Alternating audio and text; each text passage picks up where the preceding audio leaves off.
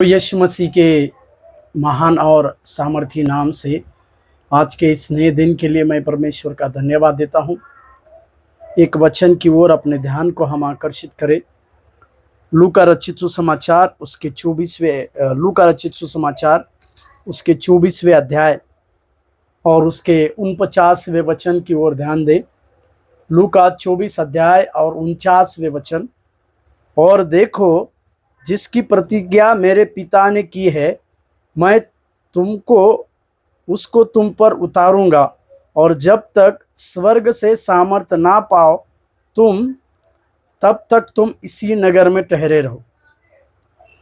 यीशु मसीह तीसरे दिन जी उठने के बाद 40 चेलों को और फिर 70 चेले लोगों को दिखने के बाद जो 3.5 साल तक प्रभु यीशु मसीह ने जो प्रचार और प्रसार की बातों को किया था, उसी का आखिरी अंश जो है यीशु मसीह यहाँ पर अपने लोगों को कहते हुए हम देखते हैं।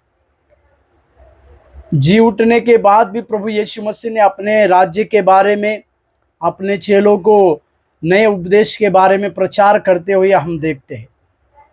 यहाँ पर प्रभु यीशु मसीह प्रेरितों के काम के उस संदर्भ की बातें जो प्रेरितों के काम में जो लिखा है, उसी को डॉक्टर लूका भी यहाँ पर लिखते हुए हम देखते हैं। प्रेरितों के काम 1:8 के उस वचन का आधार को लेकर डॉक्टर लूका इस बातों के ऊपर जोर देता है कि परमेश्वर ने प्रभु यीशु मसीह अपने निज चेलों को इस प्रकार से बात कहते कि जिसकी प्रतिज्ञा मेरे पिता ने तुमसे की थी, उस प्रतिज्ञा की बाट को जोना है।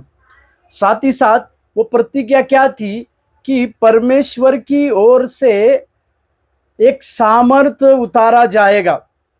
पवित्र आत्मा के उस अभिषेक की भरपूरी की बातें चेले लोगों के जीवन में होना संभव था।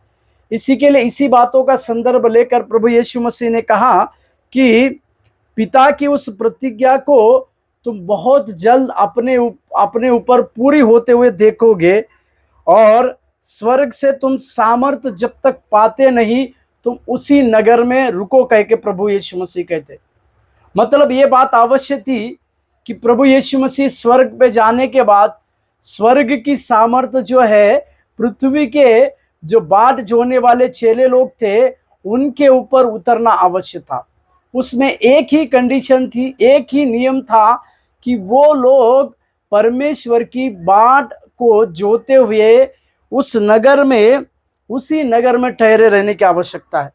मेरे प्यारों, ये बात भी आज हम पर प्रकट होने पाए कि हम भी परमेश्वर की उस सामर्थ को पाने हेतु अपने यरूशलेम में ठहरे रहे, ताकि परमेश्वर की भरपूरी का अभिषेक हमारे ऊपर हो। इसकी प्रतिज्ञा परमेश्वर ने अपने पिता से की थी। इसी के लिए उस सामर्थ को पाकर हम अपने सेवकाई की बातों को शुरू करें। प्रभु आपको आशीष दे।